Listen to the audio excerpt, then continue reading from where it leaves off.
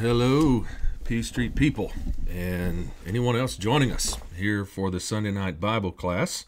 Had something pop up there. Hold on a sec. Hey, it's good to have you listening, and you may be tuning in as this thing went live at 6, or you might be watching this at another point in time. But we're going to start a new series, and it's textual. So we're gonna focus on the book of Colossians over the next several Sunday nights, working through it.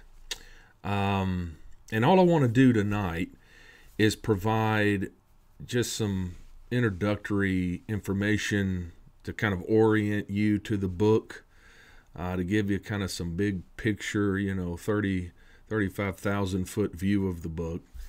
And then starting next week, we'll start working through the paragraphs, and we're going to cover the whole book of Colossians.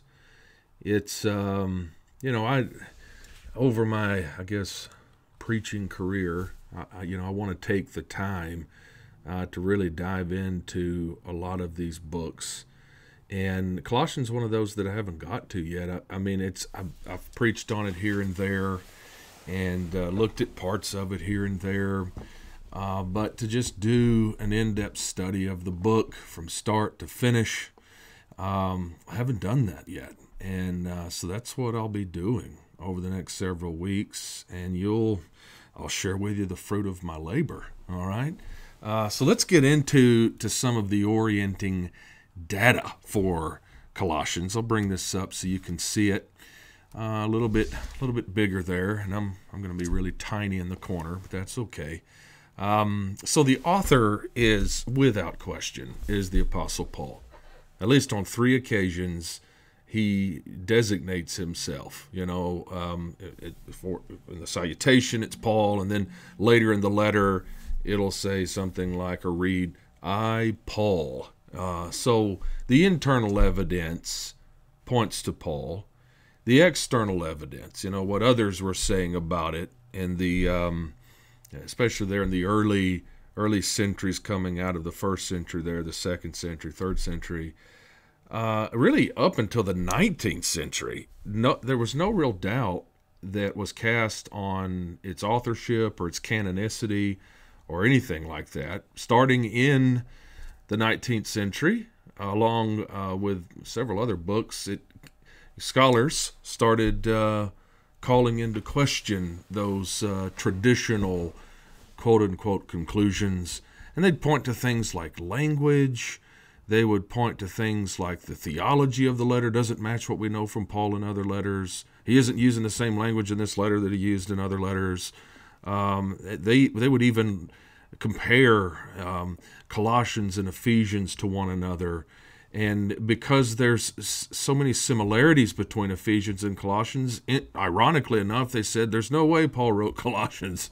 It's too much like Ephesians, rather than saying, hey, these letters are so similar that there's a pretty good chance Paul wrote both of these. So anyway, that gets into some critical matters relative to the book. For our purposes, Paul is the author. The recipients were the Christians at Colossae. And, we've got Colossae, and that's probably the best way to pronounce it. You've got Colossae, and then people have pronounced this city so many different ways. It's even if you were to type in how to pronounce Colossae, you'd get so many different versions. So there's that, Colossae. And the Christians there would have been mostly Gentile, though there is evidence that there was a Jewish establishment there, dating back to the BC. So there could have very well been some Jewish Christians among the recipients of this letter. And you'll notice the provenance, and that just means, where did this letter come from? Where did Paul write this letter from?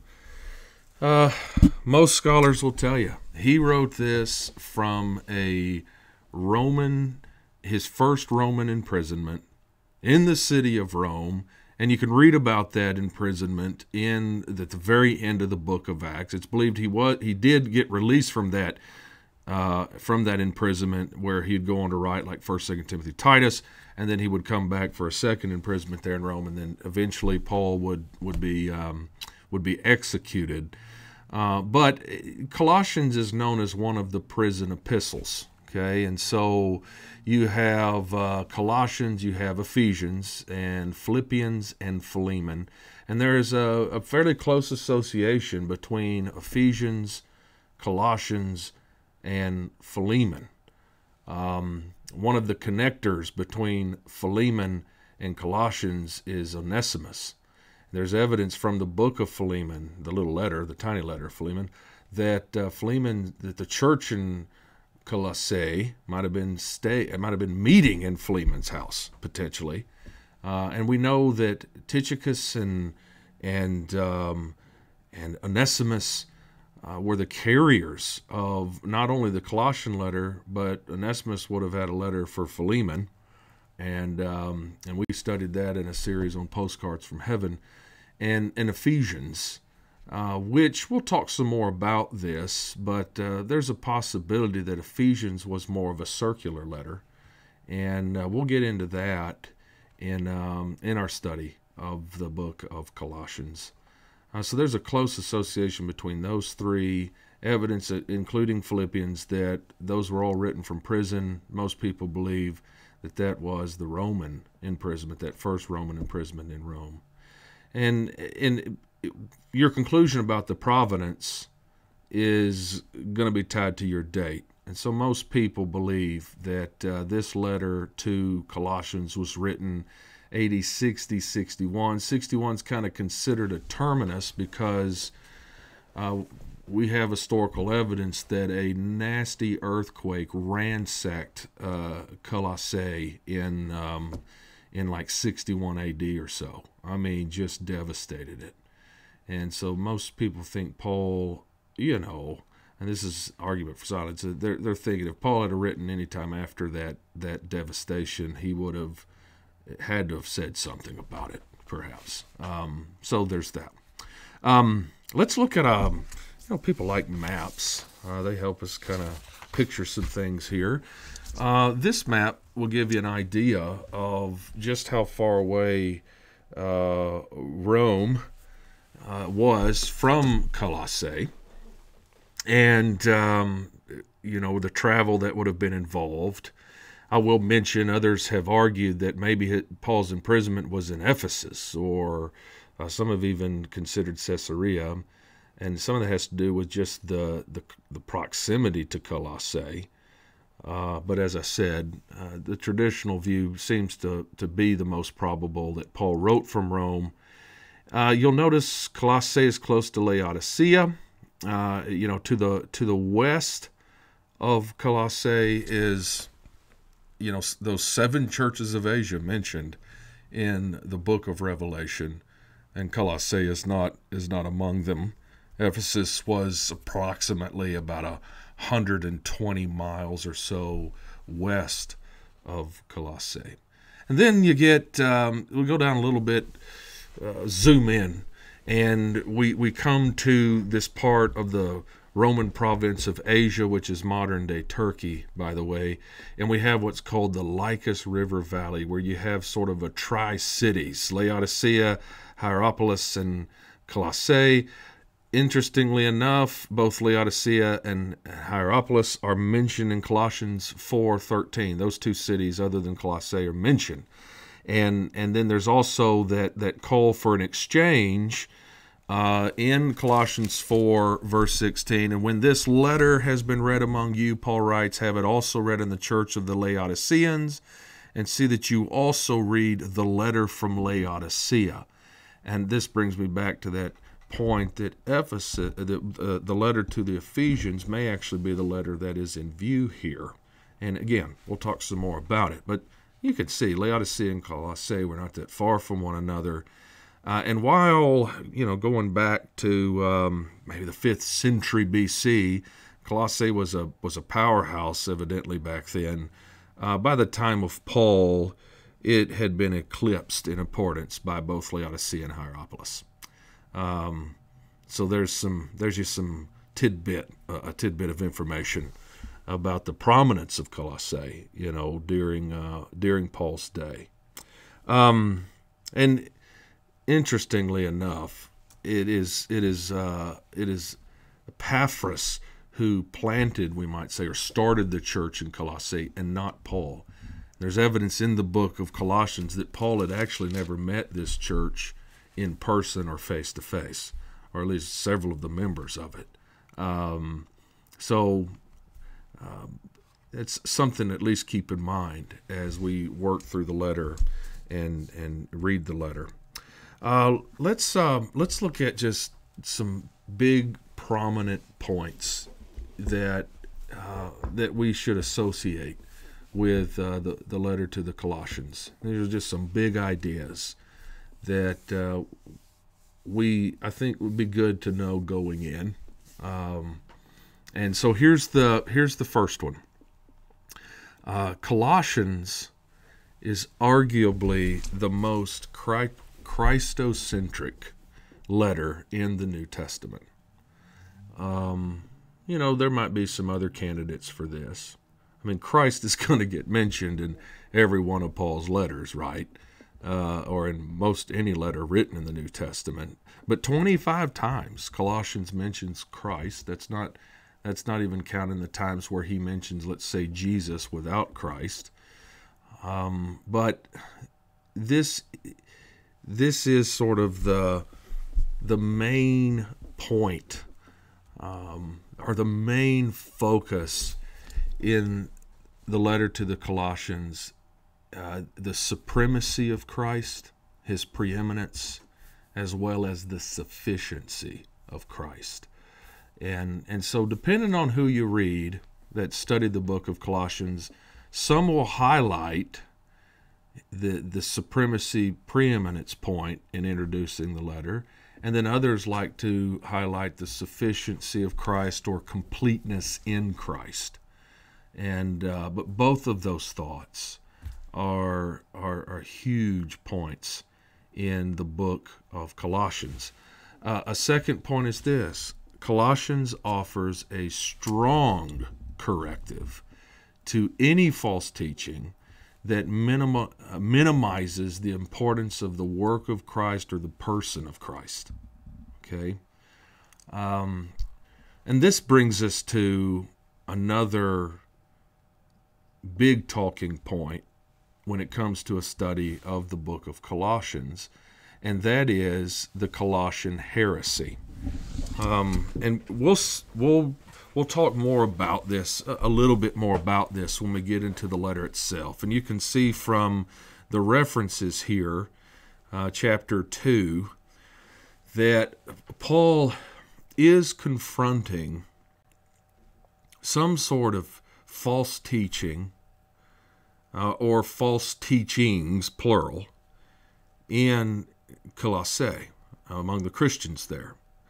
And again, we go back to, what prompted this letter? And again, we see such an emphasis on Christ. We have evidence that Epaphras has actually gone to Paul in Rome and kind of provides a report on Colossae, which was mostly good, but there were some points of concern. And based maybe on that conversation,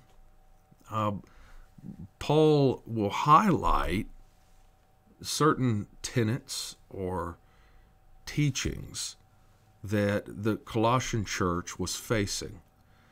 And so many folks think that, one of the things was they were depreciating Christ and were looking to other things either for redemption or justification, or were fixated, distracted by other things, rather than putting Christ first, front and center where he belongs, because he is preeminent, a point that Paul makes remarkably and beautifully clear in Colossians chapter 1. So there is a depreciation of Christ. There is an appreciation of spiritual beings, in particular angels, the worship of angels. And there's there's a little thread in Scripture about the fact that angels are not worthy of worship. But this too has infiltrated the Christians at Colossae. There seems to be a stress on ritualism and legalism. There's mentioned in chapter 2 circumcision and feast days and keeping of Sabbath days, and there's a Jewish sort of element, it seems, to this heresy, whatever it is. And so Paul calls attention to it and warns them about it. There's also asceticism. And this is where you are either, maybe hurting your body in some way, depriving your body in some way. And he's going to quote in Colossians 2, maybe one of their mantras: do not handle, do not taste, do not touch. And he... And some people have ripped that out of context, by the way, and used that, as a part of Paul's teaching to Christians. But in context, Paul is actually castigating this an ascetic viewpoint, and that'll be something worth discussing a little bit more in detail when we get to it. There might be a little dabbling in mysticism. This is where he accuses these teachers of going on and on and on about maybe certain visions that they've had, subjective experiences, as it were, and which leads to kind of a spiritual elitism. Like, this is happening to me, you should listen to me. There's also references to wisdom and knowledge that have led some people to think that not only is there a Jewish element to this, and maybe something from mystery religions, Greco-Roman mystery religion, but maybe there's a slice of Gnosticism in this heresy. I'm saying all of this because this is like a big talking point in a lot of the literature on the book of Colossians, is can we identify the heresy?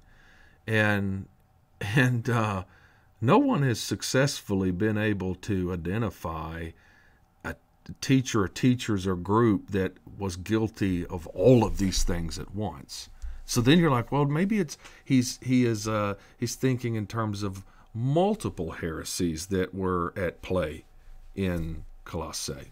That's possible, rather than some single group that was teaching all of these varied things. No one's been able to prove that. And so that's left scholars, debating this and trying to come up with their particular view as to who is causing these problems, who the opponents are, as it were, in the book of Colossians. But, a big talking point here is that any teaching, any group, any sect, anybody claiming to be Christian or affiliated with Christianity who depreciates Christ, his person and his work, ought not be followed, ought not be believed, and should be seriously defended against, right, and called out. And that's what Paul does in a good portion of this letter. And then here's a third point. Colossians demonstrates that gratitude for Christ's sacrifice serves as a principal motivation for the Christian life. And in point of fact, thanksgiving is mentioned in all 4 chapters. In 1:12, in 2:7, in chapter 3:16 and 17, and in chapter 4, verse 2. There is this call to give thanks, to sing with thanksgiving, to pray with thanksgiving. Oh, well, who are we thanking, right? Well, we're thanking God. And the principal thing that Paul has in mind when it comes to thanking God is what Jesus did for us that we could not do for ourselves. And that becomes a huge motivating factor for why Christians do what they do and don't do what they don't do. Right? That our lives, the Christian life, is driven by a heart of gratitude for what Christ did for us. And there will be some discussion here and there in the book of Colossians about the redemptive work of Christ and his sacrifice and what that should mean for those of us who call ourselves Christians. So, and I realize that might be a little hard to see. Might need to change the color of the font the next time around. The white kind of gets washed out a little bit, it seems. But those are your 3 sort of big talking points when you're coming to the book of Colossians. And I want to close by just looking at this outline that we'll kind of follow as we trek through the book of Colossians, or the letter of Colossians, over the next several weeks.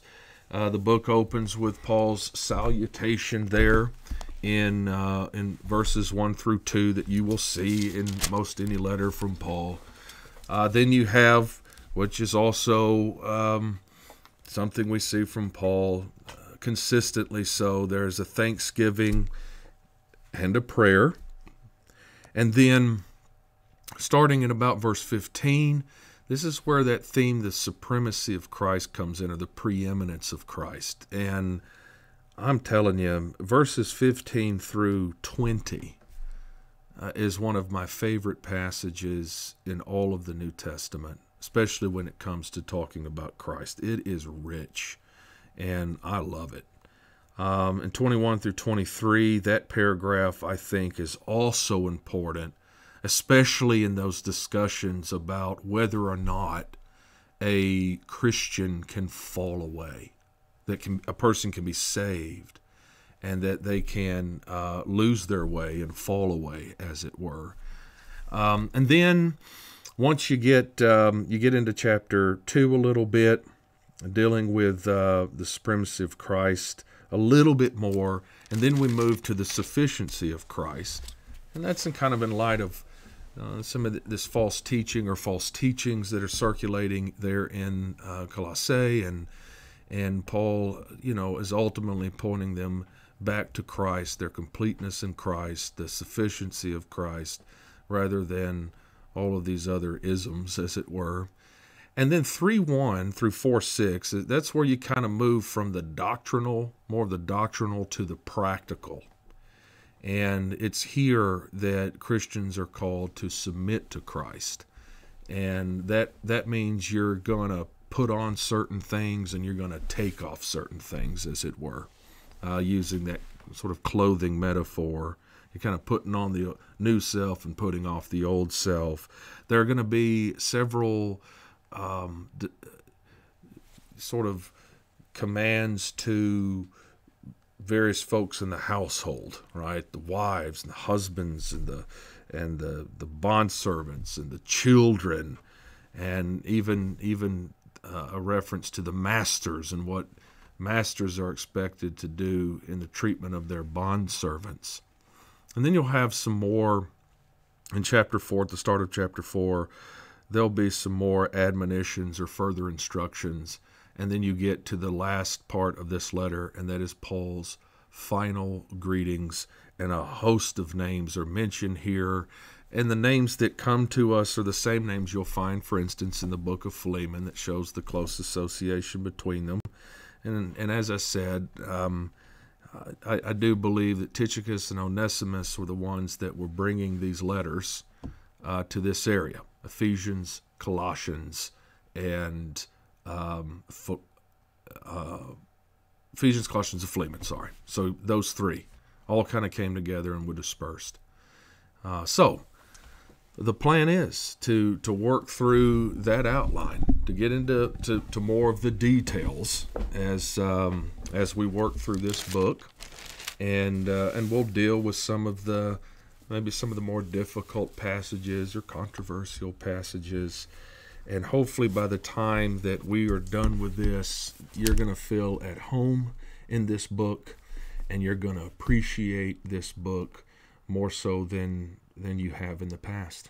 And that I can promise you, it will challenge you on several different fronts. And it will convict you, and it will challenge you. So thanks for watching this evening, and look forward to being back with you next week.